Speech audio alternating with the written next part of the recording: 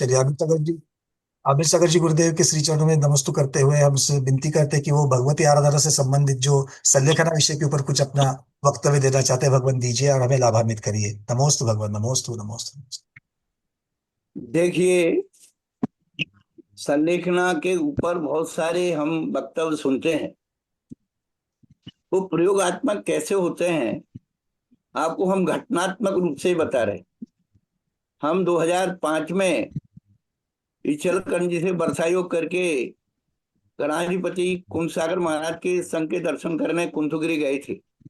उस समय एक मुनिराज की वहां पर संलेखना चल रही थी, लेकिन वो बहुत दिन से उनका क्रम था, त्याग कराया जा रहा था। लेकिन हमने जब वहाँ अध्ययन किया थोड़ा सा, तो हमने व्यवस्थापकों से पूछा कि इनका जो मल है कितने दिन से नहीं गए। तो उन्होंने कहा रोज जाते हैं। तो हमने कहा कि रोज जाते हैं, तो हमने जो है वहां से घी मंगा करके रुई में रख करके और वशतिका कर्म के द्वारा, और जब मल निकाला तो इतनी मोटी मोटी गांठें उसमें से निकली। तो सबसे पहले शपथ का मल शुद्धिकरण होना बहुत जरूरी है, क्योंकि जब संलेखना क्रम में जाते हैं मल सूखता है, जब सूखता है तो हाथों में चुभता है। अब छपक कौन है? सद्या प्रसूत बालक है, पहले समझ लीजिए। सद्या प्रसूत बालक मुंह से कुछ बोल नहीं सकता, लेकिन उसकी प्रतिक्रिया होती है। तो उस संकेत को समझना छपक निर्यापा का कार्य होता है। यदि वो बार बार अपना हाथ पेट पे ले जा रहा है, तो हम लोग क्या समझते हैं? भूखा है, भूख लग रही इसलिए पेट दिखा रहा। नहीं, उसे पेट में तकलीफ हो रही। यही घटना 2016 में हम सोनागिर पहुंचे, वहां कीर्ति सागर महाराज का संलेखना चल रही थी बहुत 2 महीने से। तो हम जब सुबह प्रातःकाल वहां पहुंचे, वहां पर एक भैया जी रविंद्र जी हाँ व्यवस्था कर रहे थे। तो हाँ, हमने कहा कि भाई ये आहार करेंगे, हमको बुला लेना। आहार के समय हम गए, तो उनकी प्रतिक्रिया क्या होती थी कि उन्होंने जो है वो पेट पर हाथ बताते थे, और कोई उनको कुछ कहता था तो उनको गुस्सा आती थी, वो बाल पकड़ के ऐसे करते थे।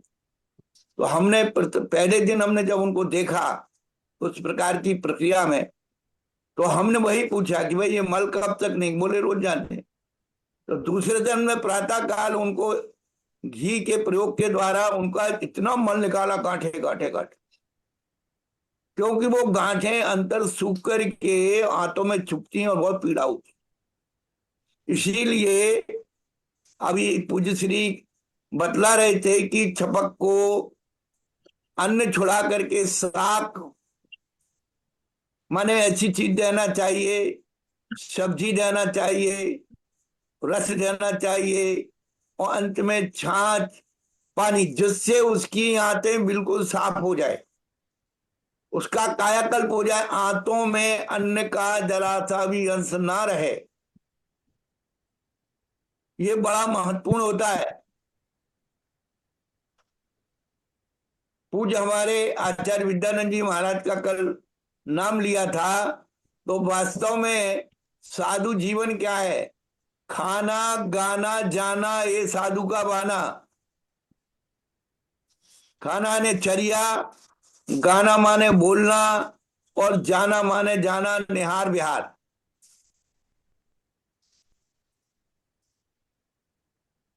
2004 में आचार्य भरत सागर जी महाराज के गांव लोहारिया में पूज्य अनेकांत सागर महाराज की संलेखना चल रही थी। हमको विशेष रूप से आचार्य श्री ने बुलाया और छपकराज ने भी बुलाया था। परिस्थिति क्या बनती है, कैसे बनती है, मैं आपको बता रहा हूं। फागुन के महीने में रात्रि में सर्दी हो जाती, और भी मौसम के हिसाब से अभी भी कभी कभी सर्दी गर्मी हो जाती है। तो आप देखिए छपकराज का क्या परिणाम हुआ। रात्रि के 8 बज रहे थे और कहने लगे महाराज, अब उनको उतना वो नहीं रहता है, सेंस नहीं रहता। अंदर कमरे में लेटे हुए थे, कहने लगे महाराज धूप में ले चलो। अब रात्रि के 8 बजे हैं और धूप में ले जाना है, और अभी हम उनसे कह दे कि अरे महाराज अभी तो रात है, कहाँ धूप आएगी, तो 8 ध्यान में पहुंच जाएंगे। तो प्रयोगात्मक रूप से हमने हेलोजन वहां पर लगाई और कहा महाराज आपको गर्मी लग रही है, धूप लग रही है, हाँ महाराज लग रही है। तो उनका मानसिक विकल्प मोड़ दिया। एक बार हमको आचार्य योगेंद्र सागर जी महाराज ने एक घटना सुनाई थी। एक छपक को जो है पूछा गया तुम्हें क्या खाना है पीना है, सब पूछा। वो कह लगे हमको नमकीन सेव खाना है। तो उन्होंने छपक राज के बाजू के कमरे पर जहां जंगला था वहां पर भट्टी लगवाई और नमकीन सेव को जो है उससे कहा बना। तो वो बना रहा था। महाराज शंभ महाराज देखो सेव बन रहे हैं आपको खाने के लिए, खुशबू आ रही है? बोले हाँ आ रही है। फिर उन्होंने उस बात को मोड़ करके और उसे संबोधन दिया और स्थितीकरण कर दिया।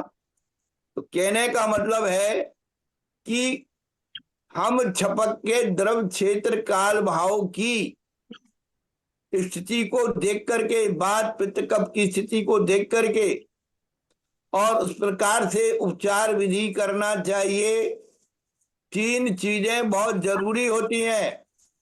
एक तो मल की शुद्धि, दूसरी मुख की शुद्धि, तीसरे आंख कान की शुद्धि। वह आंख कान की शुद्धि हो ना हो, लेकिन मल की शुद्धि मुख की शुद्धि छपक के बनी रहना चाहिए, जिससे कि उसका कंठ अवरुद्ध ना हो। ये हमारा जीवन का स्वयं का अनुभव है। संलेखनाएं कराने की विधि में ये प्रमुख कार्य होते हैं और इनका विशेष ध्यान रखना चाहिए। इतना ही हमारा कहना है। बहुत और आप बहुत लोगों के अनुभव हो वो भी आप बता दीजिए। स्वामी जी मुझे एक प्रश्न है। प्रश्न माने समझना एक विषय को।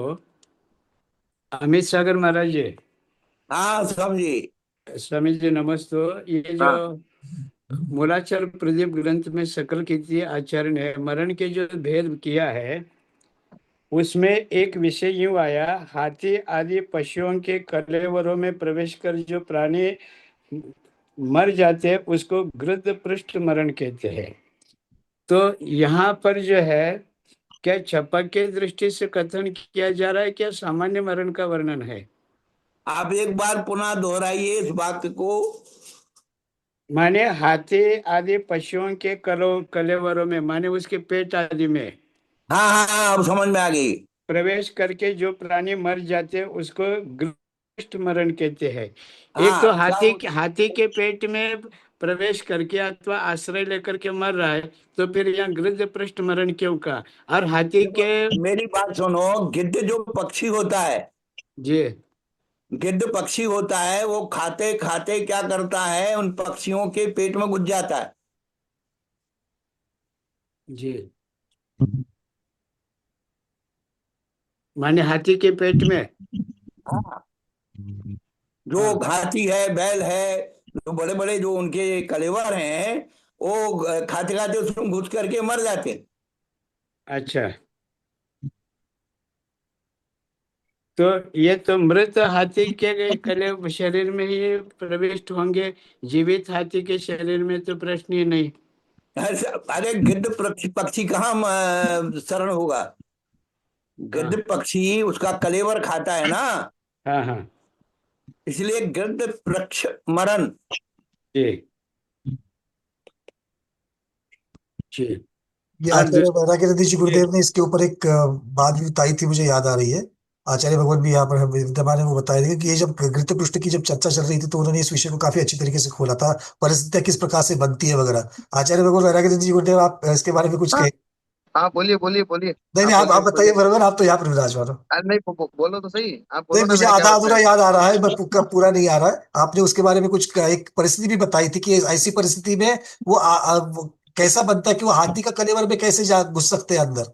वो डर उसमें क्या होता है? उसमें ये बताया था, उसमें जो उदाहरण आया था, उदाहरण ये था कि कोई साधु दिगंबर, किसी ने दिगंबर दीक्षा ले ली।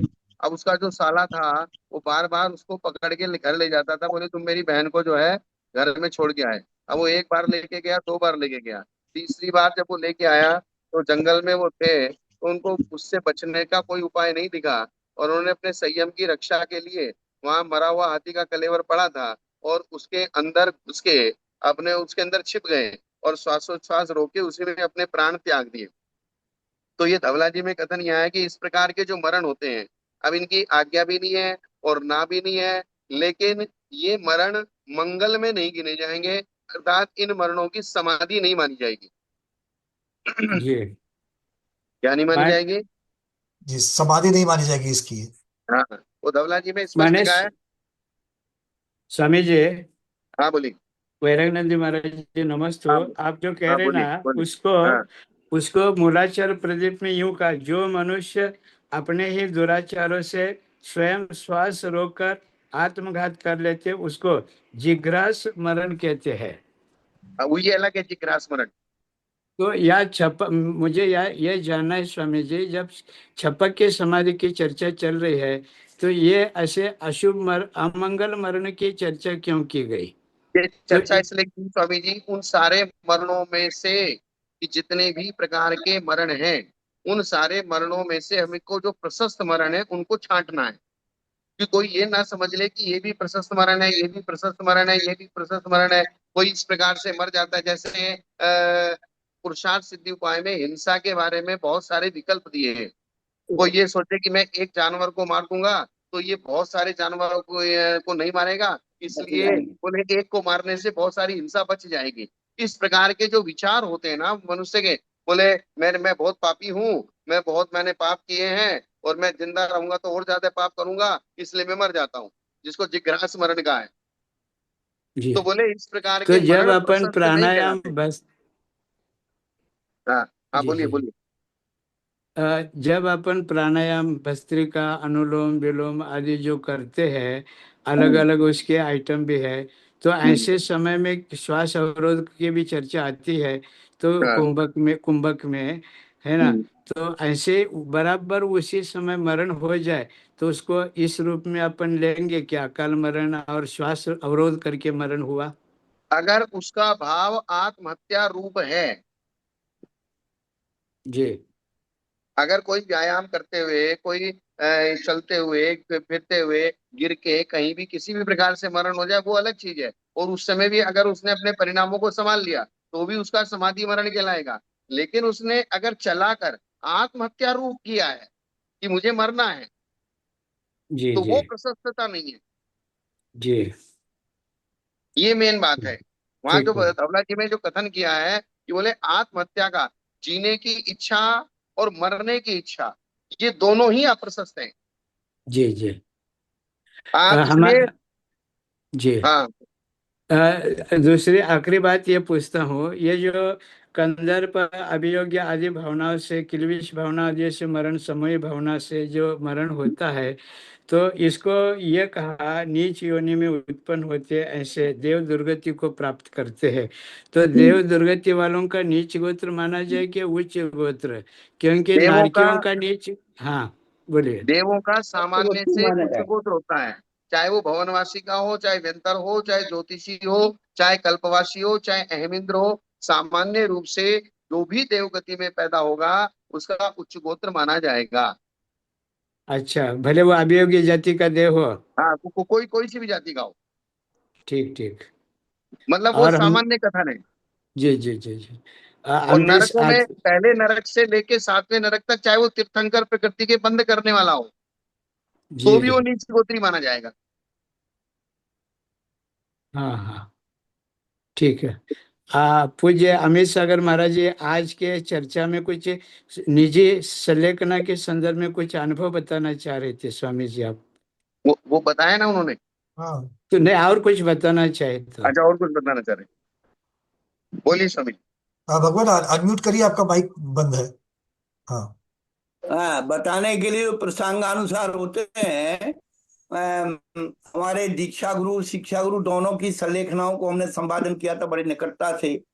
और वही बता करके जो हमारे शिक्षा गुरु थे 12 साल की उन्होंने संलेखना ली थी।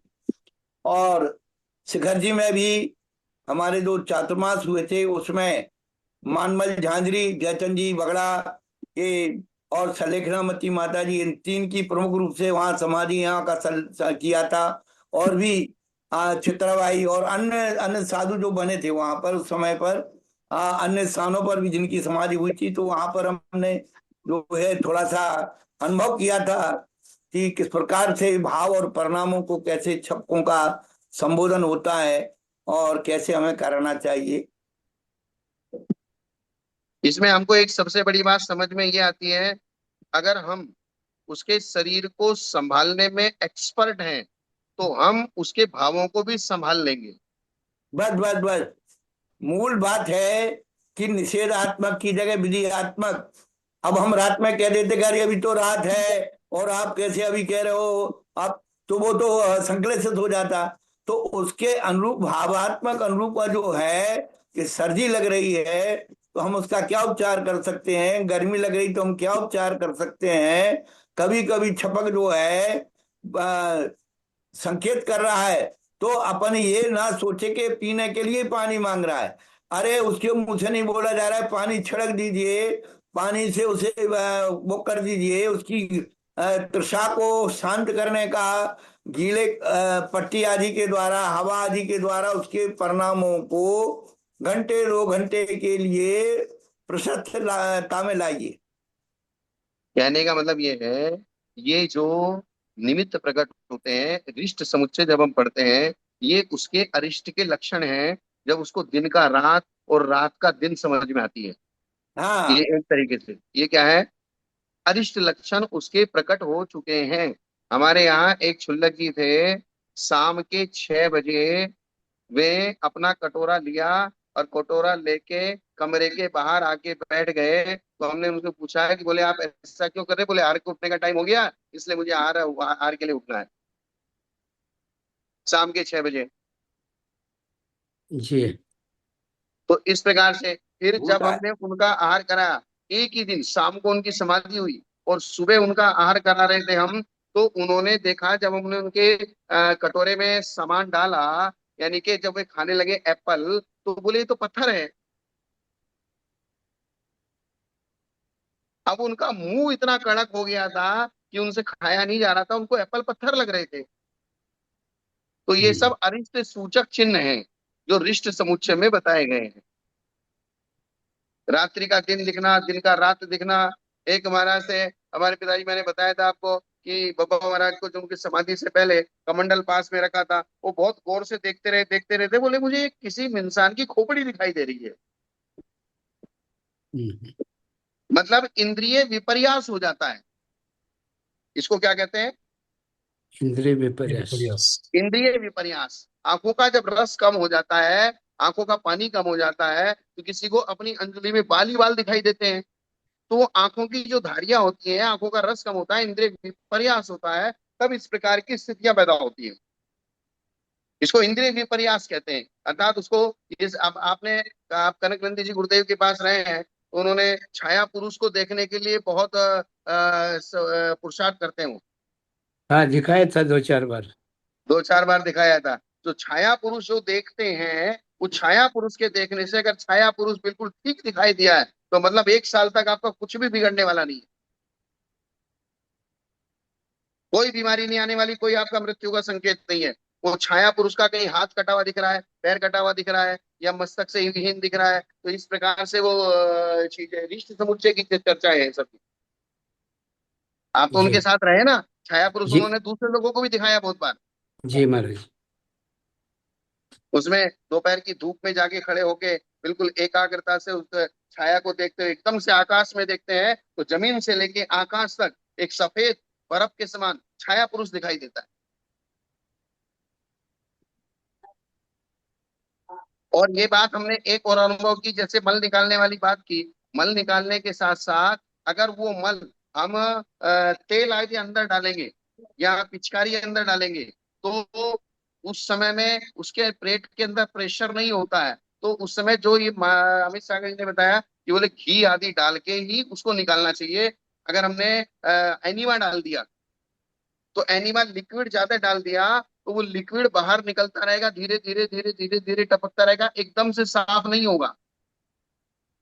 एक साधु के क्या हुआ, उन्होंने लास्ट में 2-3 दिन पहले लिक्विड डाल दिया और वो 4 घंटे तक 5 घंटे तक निकलता ही रहा। हमारे अंदर अगर लिक्विड डाला जाएगा तो प्रेशर से तुरंत बाहर आ जाएगा, लेकिन जिनके अंदर का प्रेशर खत्म हो गया तो उनके अंदर लिक्विड नहीं डाल सकते। उसमें तो हाथ को घी से चिकना करके या रुई लेके हाथ में घी भर के और उसके अंदर डाल के फिर उस गांठों को निकाला जाता है, जैसे अमित सागर जी बता रहे पेट साफ किए, स्वामी जी, हैं। पेट साफ किए बिना ही जो पानी का भी त्याग करवा लेते हैं, हाँ अब पानी तो बंद हो गया, और खाया हुआ जो अन्न 2-2 3-3 दिन का जो पड़ा है अरे वो बहुत पच तकलीफ नहीं। होती है महाराज, ये सब हमने देख रखा है, हमारे कोई वो। हाँ। तो उसमें जो क्या ये समस्या आगे खड़ी होती है। तो इसलिए क्या होता है, लास्ट लास्ट में जब उसका एक बार पूरा अन्न छूट जाता है, सिर्फ लिक्विड लिक्विड के ऊपर रहता है या पानी पानी के ऊपर रहता है, तब उसका एक बार पेट साफ कर देना चाहिए। फिर पानी पानी ही हाँ, पिएगा, फिर पेट में नया मन तो पैदा नहीं होगा। इसीलिए परसों आप स्वाध्याय में कांजीर वगैरह जो चावल का पेज वगैरह हाँ, जो बोल रहे थे ना, वो यही प्राकृतिक पेट शोधन का जो क्या उपचार है, मनुका का पानी, इमली का पानी वगैरह जो देते हैं ऐसा ऐसा। ना। जी। तो वो मतलब पेट में ऐसा भोजन उस समय ना दीजिए जिससे पेट में गांठें बन जाए। जी। अब सले राजस्थानी मारवाड़ी साधु है, और उनको आप पूछो भाई आपकी क्या इच्छा है, और वो बोले मुझे तो अंत में जाते जाते बाटी खाना है। हाँ। तो बाटी तो आपने खिला दिया, लेकिन बाटी के अनुपात में अगर पानी नहीं देवे तो वह तो जो क्या गुठलियां बनेगी ही फिर। कुल मिला के बात इतनी सी है, आपको उसके बॉडी के जी। अनुकूल एक्सपर्ट बनना पड़ेगा। और बॉडी को जितना आराम आप दे पाओगे उतना ही उसके परिणामों को आप विशुद्ध रख पाओगे। क्योंकि बॉडी में जब आकुलता होती है तो अच्छे अच्छे लोगों के परिणाम बिगड़ जाते हैं। जिन्होंने 50-50 साल संयम का पालन किया है, 70-70 साल संयम का पालन किया है और बहुत सहनशील रहे हैं, वे भी जब अंत समय आता है ना और शरीर एकदम से अनबैलेंस होता है तो उनके परिणाम भी बिगड़ जाते हैं। ये बहुत एक विचित्र स्थिति होती है। इसलिए बॉडी को अनुकूल बनाना ये साथ में रहने वाले निर्यापकाचार्य काम है। और निर्यापकाचार्य किसी डॉक्टर का सलाह ले, किसी नर्स का या किसी जो है कंपाउंडर का साथ में रख के उसको उस काम को कराए। खुद कर सकता हो तो खुद करे, कराए नहीं तो किसी नर्स कंपाउंडर या डॉक्टर से कराए। ठीक है ना स्वामी जी, अमित सागर जी। देखो ऐसा है कि छपक की चर्या स्वयं निर्यापकों की जिम्मेदारी होती है। ये डॉक्टर या उनकी सलाह ले लो, परंतु सारा वही तो मैं कह उपचार रहा हूँ अपने स्वामी हाथों जी, से कभी ही कभी करना चाहिए। ये कभी 48 कभी साधु, चार चार साधु की क्यों वो जरूरत पड़ती है? वो ठीक है, कभी क्योंकि कभी मैं ऐसी ऐसी समस्या हो जाती है कि कोई अब वो आदमी तो मर रहा है और कोई ढंग का निर्यापकाचार्य उसके पास है नहीं, तो अब करे क्या।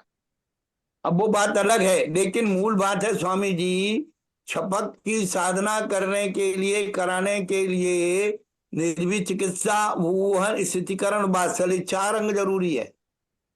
वो ठीक है, लेकिन किसी को पेट में अंगुली डालना आता ही नहीं है तो करेगा क्या वो। क्या करेंगे? ठीक है, इमरजेंसी बात अलग है, लेकिन कोशिश यही करना चाहिए। अब अंगुली डालना भी तो आना चाहिए। वो उल्टी सीधी अंगुली कहीं पेट में डाल दी नीचे से और वो कहीं चुभ गई, या उसका नाखून बड़ा हुआ हो और उसने अंगुली डाल दी, अंदर से कट लग गया तो और समस्या हो जाएगी। नहीं, वो तो आपकी बात सही है, लेकिन हाँ, इसीलिए कम से इसलिए 48 साधुओं की जरूरत होती है, एक से लेखने वाले के। 48 अब नहीं वो स्वामी जी, वर्तमान की परिस्थितियां 48 हैं भैया, थे। आप कुछ। जैसे श्रवण बेलगोला में 350 साधु थे, 48 नहीं 350 साधु थे, लेकिन भीड़ इकट्ठी कर रहे थे। हम्म। तो भीड़ इकट्ठी करके चारों तरफ खड़े हो गए, सफोकेशन इतना हो गया कि एक साधु को तो चक्कर लगा के वो वहां दूसरे साधु गिर पड़े। यही चीज होती है ना। तो भीड़ इकट्ठी नहीं चाहिए हमको, वहां काम का साधु चाहिए। वहां तो फोटो खिंचाने के लिए हमने देखा कि फोटो खिंचाने के लिए आ जाएंगे, और खैर ये अब ज्यादा आलोचना नहीं करना है, क्या करना है इन सब का। नहीं नहीं, ये बात अच्छी नहीं है। हमको भीड़ नहीं चाहिए, हमको चार समझदार इंसान चाहिए। हम्म, मेन क्या है, जो जिस बारे में जानकारी रखता हो वो वाला इंसान वहां पे चाहिए। बस बस बस। मेन बात ये है। और जो उस बारे में समझता ना हो तो वो आगे घुस घुस के ये कोशिश ना करे, मैं कर लूंगा, मैं कर लूंगा, मैं कर लूंगा। अगर किसी को कोई चीज आती है तो उसको आगे करके उससे करवा लेना चाहिए। ऐसा हमारा सोचना है। नहीं बिल्कुल। और इसमें कोई छोटा बड़ा नहीं होता है। मान लीजिए कोई संघ का बड़ा आचार्य है और कोई दूसरा साधु संघ का छोटा है, वो अनुभवी है, तो कम से कम उसका सहयोग ले लेना चाहिए।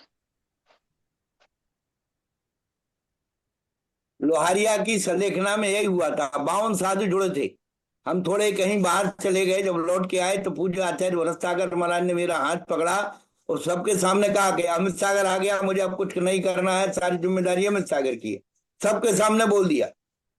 तो ऐसे और ही जो ऐसी भी चीज होती है चर्या सभी। कराते थे, जो भी हम छपक्का जो भी करते थे, वो हमारा निर्देशन से ही होता था। वही चीज है स्वामी जी, कोई भी चीज होती है ना, कोई भी चीज एक सिस्टम से अगर कोई समझदार इंसान के पास होता है तो फिर वो चीज चल जाती है। या फिर किसी ने 10-20 समाधि देखी हो, समाधियां कराई हो, समाधियों के बारे में अनुभव हो, कि जितनी भी समाधि कराते हैं उन सब समाधियों में एक नया अनुभव मिलता है। हर समाधि हम्म का एक नया सिस्टम होता है, हर समाधि का एक नया भंग बनता है। हम्म। ये चीज है। ठीक है ना पंकज जी? जी भगवान, अब चलते हैं आगे। 263 नंबर गाथा चलिए। और मंगलाचरण भी करना है रोज। सौव्यानाफलम पते वंदितारंते मुच्छमाराणा कंसो। जगदोनंदान परम सत्य भगवान की जय।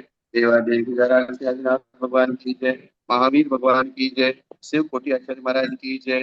अपराजी सूरी महाराज की जय। आचार्य गुरुदेव श्री पद्मनंद जी महाराज की जय। जिनवाणी माता की जय। श्रीमद जैन धर्म की जय। शाश्वत विराजमान वात्सल्य मूर्ति आचार्य भगवत श्री वैराग्य नंदी जी गुरुदेव की जय। भगवान आपके श्री चरणों में हम सभी स्वाध्यायी बारंबार योग शुद्धि पूर्वक नमोस्तु करते हुए आपसे विनती करते हैं कि हमारा मोक्ष मार्ग प्रशस्त हो, इसलिए हमें भगवती आराधना ग्रंथराज की देशना दीजिए। नमोस्तु नमोस्तु नमोस्तु भगवान।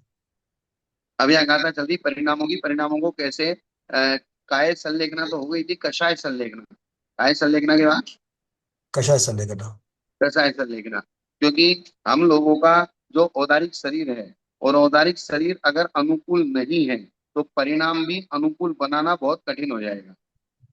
इन सारी चर्चाओं का सार ये है, कोई भी कार्य होता है अनेक कारणों से उसकी कार्य की सिद्धि होती है, एक ही कारण से उस कार्य की सिद्धि नहीं जी। होती। कोऽस्यमाण सेवाया लोभान सोण ए दिवसम ज्योतान कषायाणम उत्पत्तिम छेदोवज्जेयी तम वक्तुम मुक्तव्वम जंपड़ी उपज्जते कषायकी तम वक्तुमल्लेच्यो जत्थो वसीनो कषायाणम जय केवि कषायकी समुद्रितो होज्य विज्जते दभो रागतो सुपत्ति विच्छादि हो परिहरंत से। जो उन कषायों की उत्पत्ति को ही रोक देता है। क्या कहा है?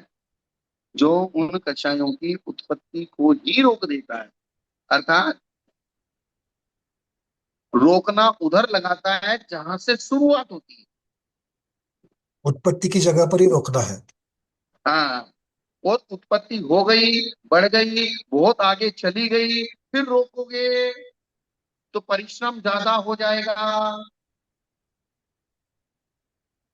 जैसे बड़ा बड़का पेड़ होता है, वट वृक्ष होता है, जब वो छोटा सा पौधा होता है, जब वो शुरुआत हुई है उसी समय रोक दो। अगर उस समय नहीं रोका, जब उसने जड़ें पकड़ ली, उसने चारों तरफ से फैल गया, अब उसको उखाड़ने के लिए बहुत ज्यादा पुरुषार्थ करना पड़ेगा।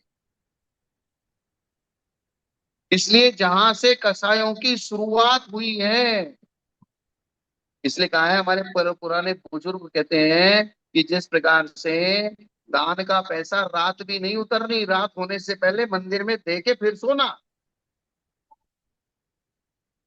क्या? दान का पैसा उसी दिन दे करके फिर सोना। हाँ, फिर सोना। रात को सोते सोते रह गए, तुम्हारे बच्चों ने नहीं दिया तो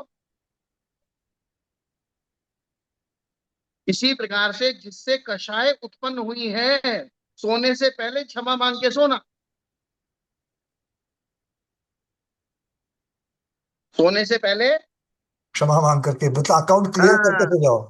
हाँ, क्लियर करके सोना, नहीं तो रात भर ना तुमको नींद आएगी ना सामने वाले को नींद आएगी। और अगर मरण हो गया तो कषाय के साथ मरण होगा। अगर मरण हो गया तो कषाय के किसके साथ। साथ मरण?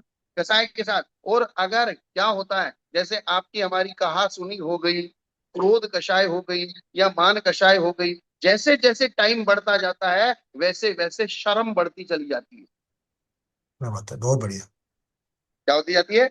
शर्म मतलब वो वापस उसको क्लोज करने के लिए और बाधक बन जाएगा। हाँ, हाँ। जैसे हम उसी दिन चले जाते, तब बात इतनी लंबी चौड़ी नहीं थी, लेकिन एक दिन निकल गया, 2 दिन निकल गया, 3 दिन निकल गया, 6 महीना निकल गया, साल भर निकल गया, फिर यार यार कैसे जाऊं, कैसे जाऊं, कैसे। अब इच्छा भी होती है कि सामने इसके घर चला जाऊं, उससे क्षमा मांग लूं, उससे ऐसा कर लूं, लेकिन 6 साल हो गए, 7 साल हो गए, तो अब वो बीच का बहुत मुश्किल होती है इस समय। कोई मीडिएटर चाहिए फिर, और बहुत पुरुषार्थ करना पड़ेगा उस चीज के लिए। अब अर्थात वो उस कसाय ने अब जड़ पकड़ ली है। और आप प्रैक्टिकल में इस प्रकार से महसूस भी करते हैं। वो कहते हैं समय पर लगाया हुआ एक टाका आगे के 100 धागों को बचाता है।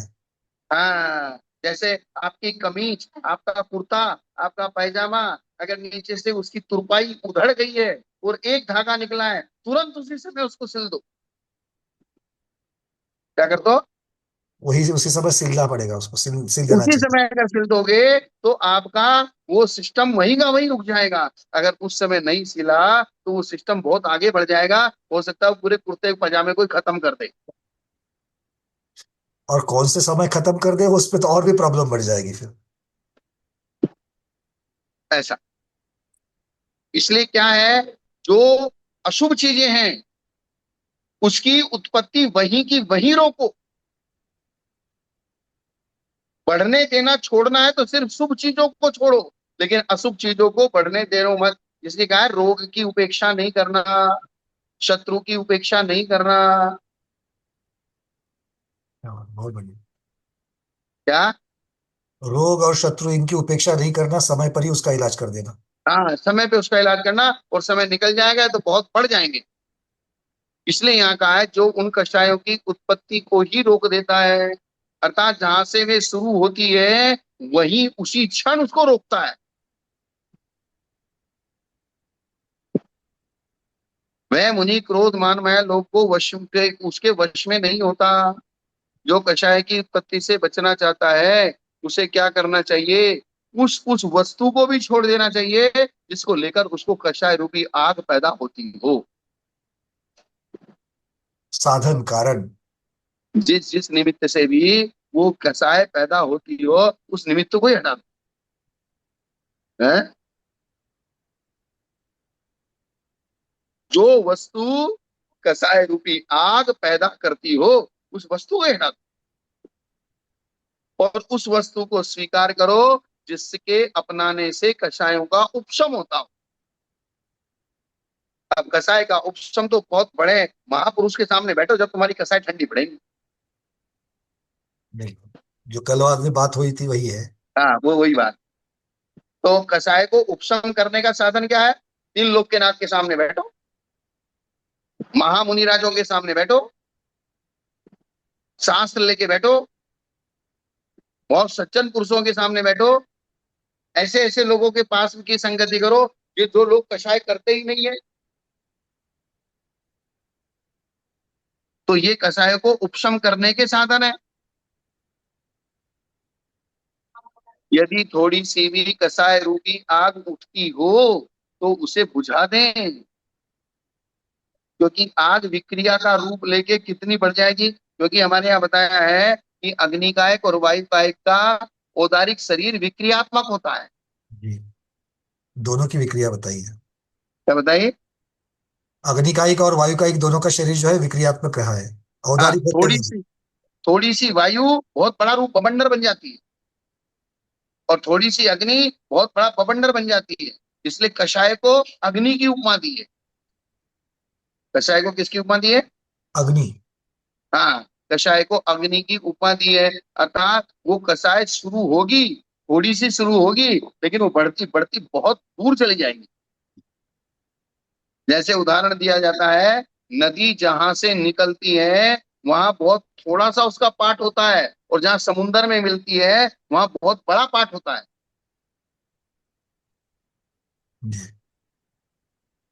आपने देखा गंगा नदी, सिंधु नदी हिमवान पर्वत से निकलती है तो 6.25 योजन की है।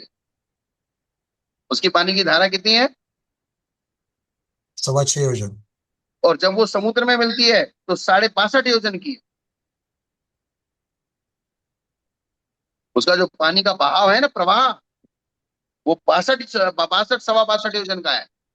स्वामी जी, हाँ स्वामी जी।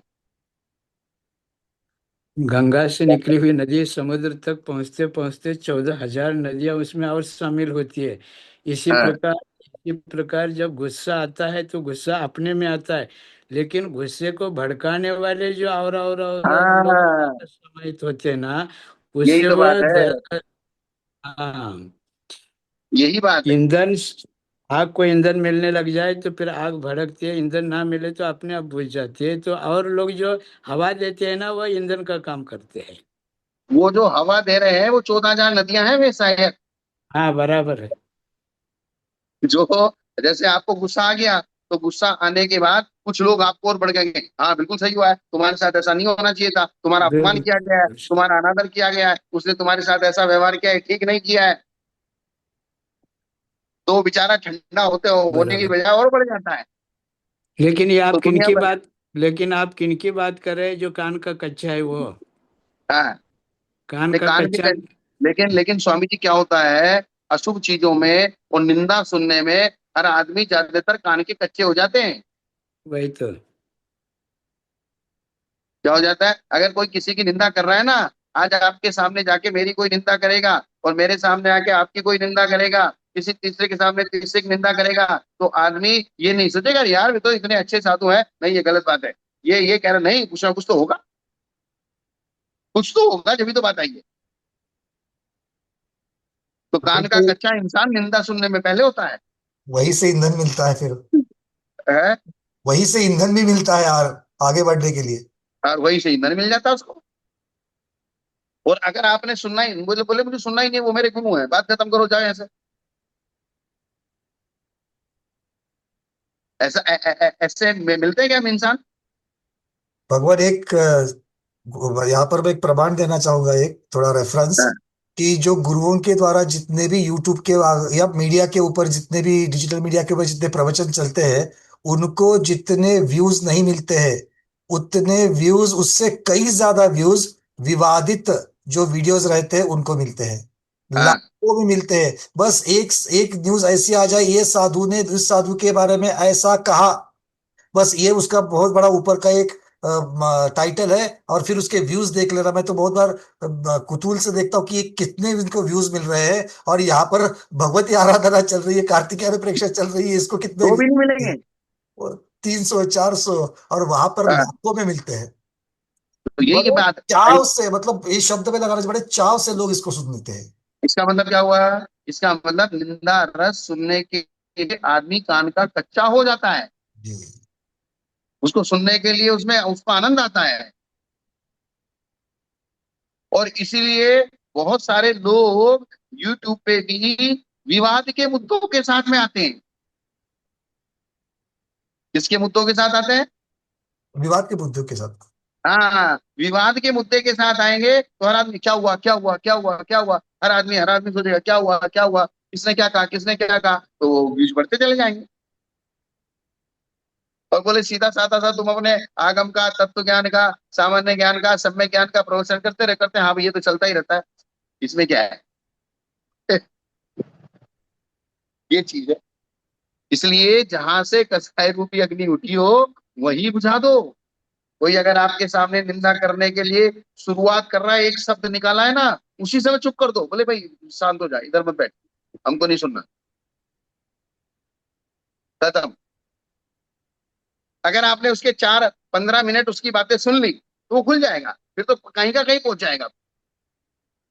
बोले अच्छा ऐसा है, बोले ऐसा है, बोले ऐसा है, ऐसा है। और ऐसा करते करते, जैसे नदी होती है ना, नदी 14,000 सहायक नदियों के साथ साथ 6 योजन की 62.5 योजन की हो जाती है। ऐसे ही हमारे जो कषाय है, जो शुरुआत हुई थी चिंगारी के रूप में, वो महाज्वाला बन जाती है।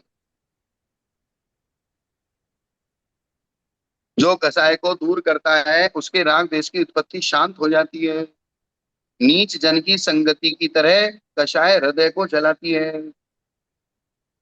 कषाय क्या करती है? जैसे नीचों की संगति हृदय को जलाती है। छोटे आदमी के साथ में रहना, मन बार बार परेशान होता है।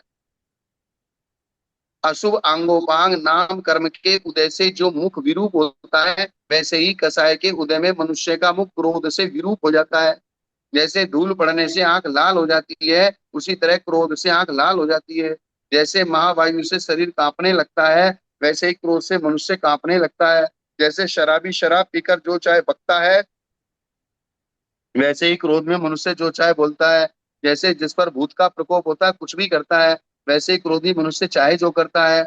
कषाय समीचीन ज्ञान रूपी दृष्टि को मलिन कर देती है। सम्यक दर्शन रूपी जंगल को, वन को उजाड़ देती है। चारित्र रूपी सरोवर को सुखा देती है। तप रूपी पत्तों को जला देती है। अशुभ कर्म रूपी पेड़ की जड़ जमा देती है। शुभ कर्म के फल को रसीन कर देती है। अच्छे मन को मलिन कर देती है। हृदय को कठोर बनाती है। प्राणियों का घात कराती है। वाणी को असत्य की ओर ले जाती है। महान गुणों का भी निरादर कराती है। कितना भी कोई बड़ा गुणवान हो, लेकिन वो कैसा करता है यार, कि कितना ही बड़ा गुण है लेकिन गुस्सा करता है, 1 मिनट निरादर करा देती है। यश रूपी धन को नष्ट करती है। दूसरों को दोष लगाती है। महापुरुषों के गुणों को ढकती है। मित्रता की जड़ खोदती है। किए हुए भी उपकार को बुलाती है। महान नरक के खड्डे में गिराती है। दुखों के भंवर में फंसाती है। इस प्रकार कसाय अनेक अनर्थ करती है। ऐसी भावना से कसाय को शांत करना चाहिए। कितनी अच्छी कविता लिखी आचार्य महाराज ने। सारे कारण है ये, बट एक एक को लिए के तो एक एक ग्रंथ बन जाए, इतनी बड़ी बड़ी चीजें हैं इसमें। हाँ, इन्हीं को तो लेके लोग कविता बनाते हैं। होता क्या है कि भगवान, हाँ हमें ये पता है, ऐसा सोच करके हम इससे इतना न्यूट्रल और अलिप्त होकर के इस चीजों की तरफ देखते हैं, ये समझ में ही नहीं आता कि ये सारे दोष हम लोगों में ही है। बस वही। ये अगर समझ में आए तो बहुत बड़ी बात हो गई। बस आज इतना ही रहने दे, 4:30 बज गए। जी भगवान, ठीक है। तो आज के स्वाध्याय को गुरु उनके श्री चरणों में बारंबार नमोस्तु वंदामि इच्छाकार करते हुए यहीं पर समापन करते हैं। जैनम जयतु शासनम, जैनम जयतु शासनम, जैनम जयतु शासनम।